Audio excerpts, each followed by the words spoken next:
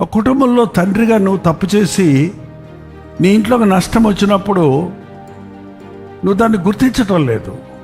నీ బిడ్డలు ఏం తప్పు చేశారు? నీ కుటుంబంలో ఎందుకు ఆ పోరాటం, ఆ నష్టం, ఆ దుఃఖం, ఆ వ్యాధి, ఆ విఫలత, ఆ ఓటమి? దావీదు చేసిన తప్పు తన ఇంట్లో చూసుకుంటా ఉన్నాడు, ఏడ్చుకుంటా ఉన్నాడు. ఆ తప్పు వాళ్ళ పిల్లలు చేసి పిల్లలు అంత తిరగబడటం, అంత వ్యభిచారాలు చేయటం, ఎందుకు అలాంటి స్థితిలోకి వెళ్ళిపోయారు? దావీదు పాపం వారి మీద రిఫ్లెక్ట్ అయింది, ప్రతిబింబించింది.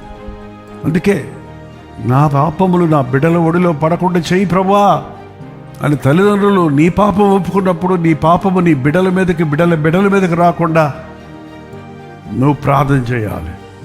అలాగే మన పితరుల పాపాలు మన మీదకి రాకుండా ప్రార్థన చేయాలి. నెహెమ్యా ప్రార్థన చేసినప్పుడు తన పాపముల కొరకు, పితరుల పాపముల కొరకు పశ్చాత్తాపడి ప్రార్థన చేశాడు.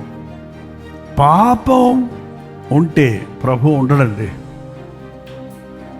పాపం ఉన్న చోట దేవుని సన్నిధి ఉండదు.